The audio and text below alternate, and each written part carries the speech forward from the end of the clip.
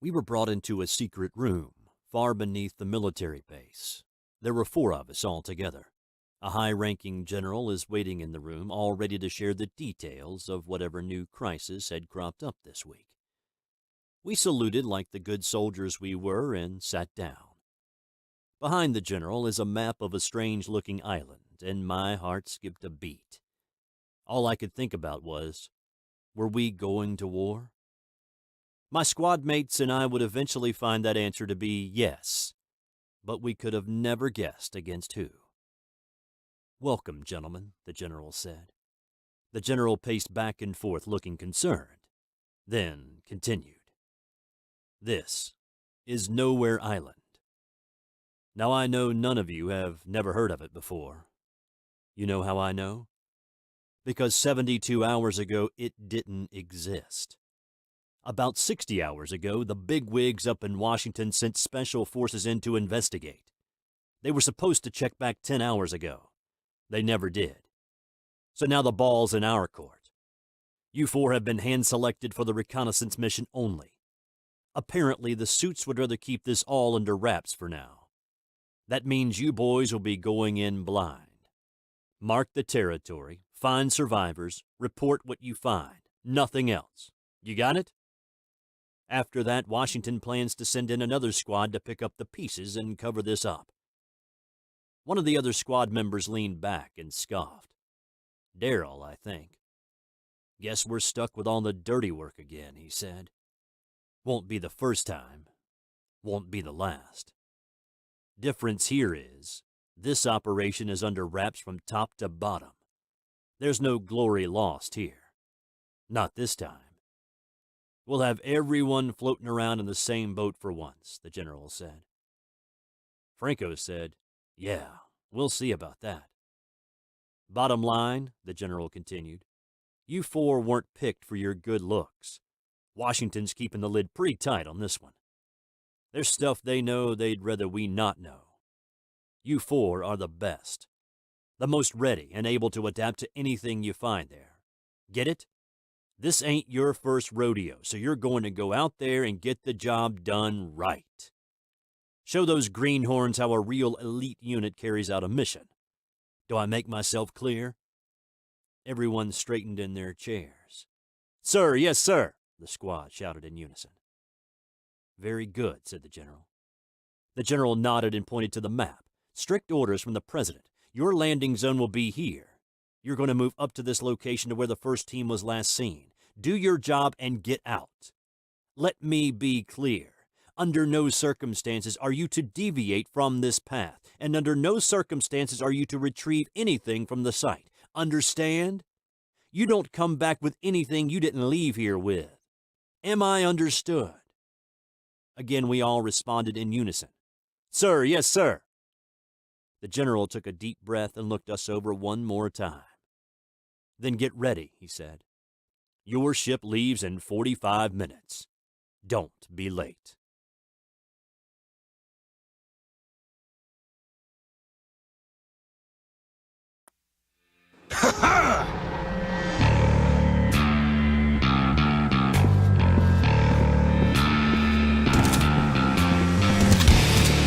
They shall feel my fury!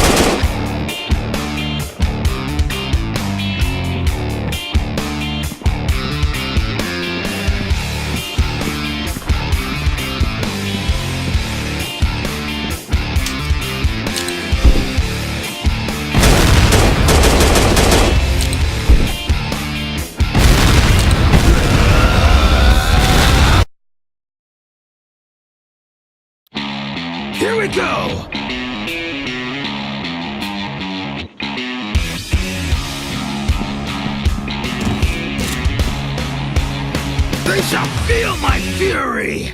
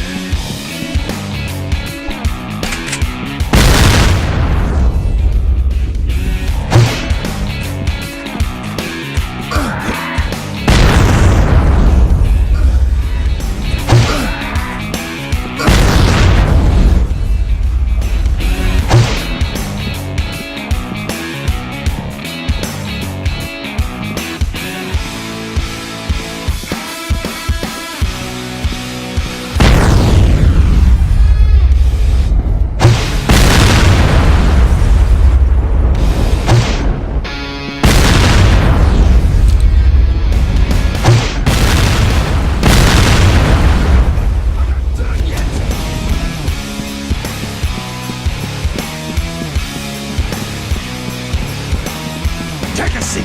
I'll handle this all by myself.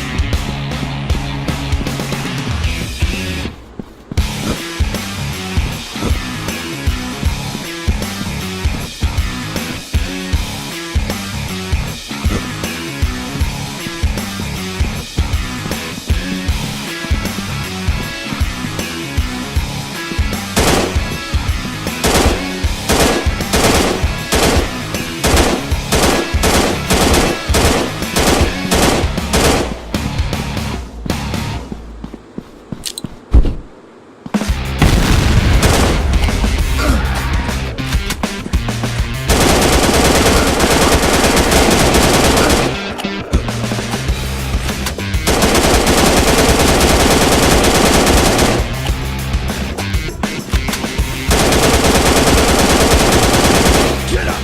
I'm not done with you yet.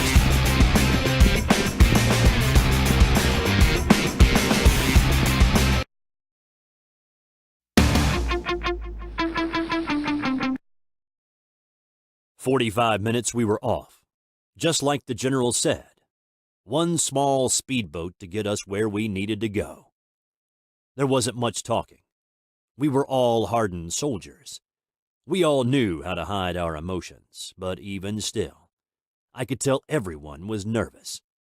Oddly enough, it wouldn't be until we got to the island that things got a little easier. At least for a little while. Up until our world was turned upside down. Franco slowed the boat as we approached the island. We came ashore on the same beach the general had pointed to on the map. If nothing else, we started off on the right foot. "All right, everybody out," Darrell ordered. The four of us strolled right onto the beach just like the general told us to do. Darrell took lead. Everyone checked their weapons just like we were supposed to. "Look sharp, folks," he said.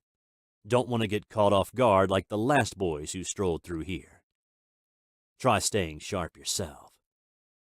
"Remember, once you die, I'm in command," Franco said. Darrell laughed. "You better hope that doesn't happen or you really would have to step up. I bet you're messing your pants at the thought." "Sir, no sir," Franco said. "Might I suggest we cut the banter? We're heading into an unknown situation, and Washington's silence on what's out here isn't helping much," Tommy said. "You really think they know that much more than they're saying?" Franco asked. "All we know is that we're on an island where they lost a whole team. They might as well have said we're going south. Nothing to help at all. Nah, when the big brass is this tight-lipped, Something's going on. Something serious, said Tommy. The sound of rustling leaves caused us to stop. Anyone else feel that? Frank asked. Sounded like a bomb. Or, Tommy started, maybe something crashing. Should we check it out? Franco asked. No. Wait, Darrell said. He heard the loud thud again. The ground shook beneath our feet. We heard the leaves rustle again. What the hell is that? Franco asked. You know what that sounded like to me? No. No, that's impossible, Tommy said. What? What's impossible? Franco asked. It sounds like footsteps. Tommy was suddenly cut off when a head of what looked like a T-Rex swooped down from the nearby trees and caught Darrell in its jaws.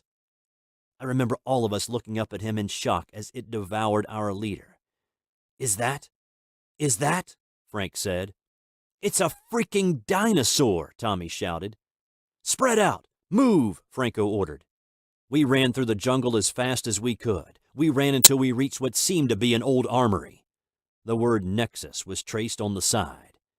There were a few crates stacked outside. The words on the side read, Heavy Ordnance. Unfortunately, they were still locked. I had to hold off the T-Rex until we managed to get them open. Finally, I heard the sound of the crates being opened. Tommy took out the rocket launcher from inside and loaded it. Before he could fire, a swarm of smaller dinosaurs fell on him. They all looked like raptors. They came down on him so fast he was already half eaten by the time I got there. So I shot them up and grabbed the rocket launcher for myself. I took aim and fired.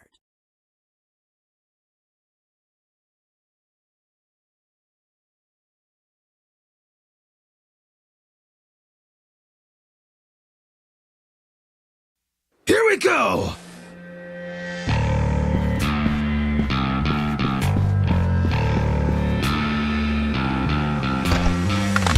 They shall feel my fury!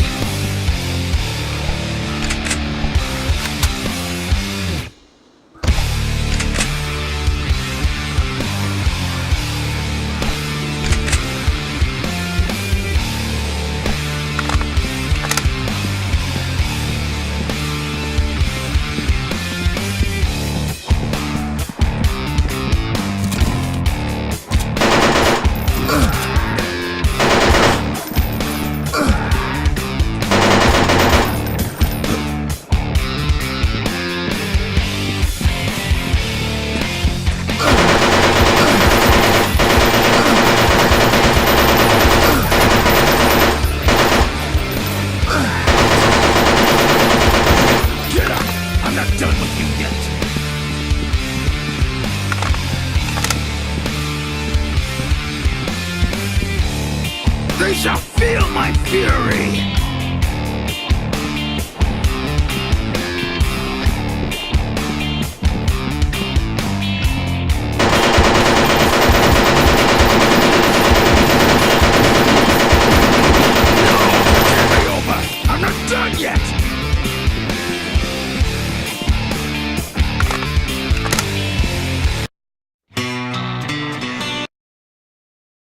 Franco is breathing heavy, trying to recover from the ordeal and make sense of what had happened. He paced back and forth in thought. What the hell was all that? A T-Rex? A swarm of raptors? Are we really on an island infested with friggin' dinosaurs? Franco asked. Franco stopped in front of the armory. And all this stuff, where did it come from? I thought no one was living on this island. Hell, I thought this island just appeared overnight. I mean, you saw the maps, the studies. This island hadn't even existed until just a few days ago. Now we find a fully stocked armory and 2 of our team were just eaten by things that supposedly died thousands, millions of years ago. And what does this mean? Nexus. Is that some kind of organization? Some kind of a code? What? He asked. Franco turned toward me, then looked down at his watch, checking the time and out location. Not good. We're way off the path now, Franco said. Suddenly, the radio goes off. Someone was trying to contact us. That's probably the general now, he said. Franco clicks the radio on. Hello, is that you, General? Come in, he said. Someone responded over the radio, but it wasn't the general. It was a woman. Is anyone there? Hello, can you read me? She said. Franco gave me a look and then responded. Yeah, we read you. Who is this? Franco asked. Oh, thank goodness. Survivors. Listen, my name is Tanya. I was one of the scientists here, before everything went downhill, she said. Hold on. Did you say scientist? Frank asked. Yes, that's right. I was told they were sending in help to get us out of here. But it's been a long time. I wasn't sure if anyone was coming or if anyone was left alive at all, Tanya said. Then Franco said, I'm sorry, ma'am, but how is that possible? It's true, they did send a team in some time back, but they never reported in. The big cats thought they were all dead, so they sent us in to check for surviving soldiers. We didn't know anything about no bloodthirsty dinosaurs. We didn't know anything about any projects. They didn't tell us anything. As far as we knew, this whole island just appeared out of nowhere. There weren't supposed to be any settlements here. There was a long pause. Then you're not cleared, Tanya said. It's happened before, said Franco. Another short pause came up. Hello? Tanya, you still there? He called out to her. It took a while, but Tanya eventually responded. Yes. All right. I really shouldn't do this, but seeing we're kind of in a life-or-death situation here, I guess I'll have to fill you in. Great. Finally someone with some sense, Franco said. But not over the radio.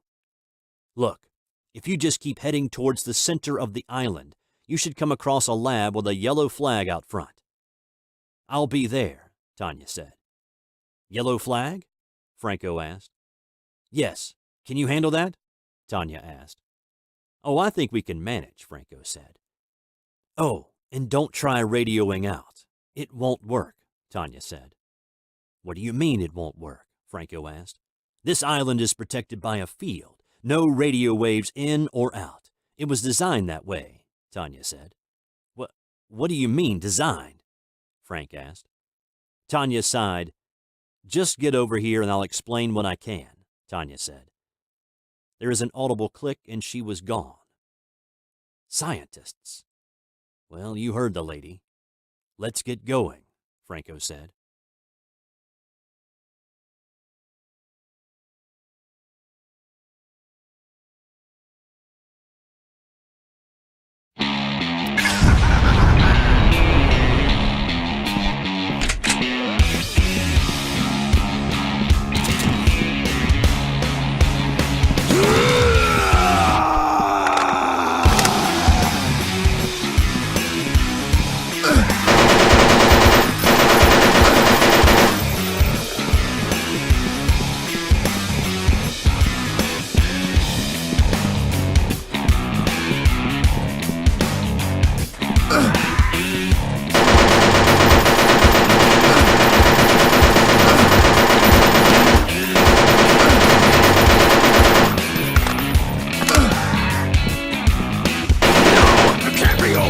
I'm not done yet!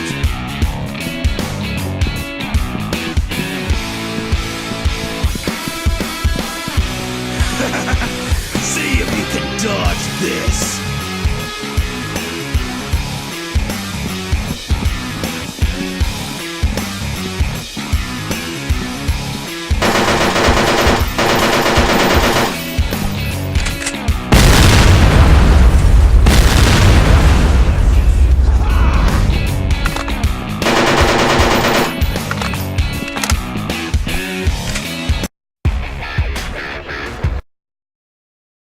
After all that running around, we finally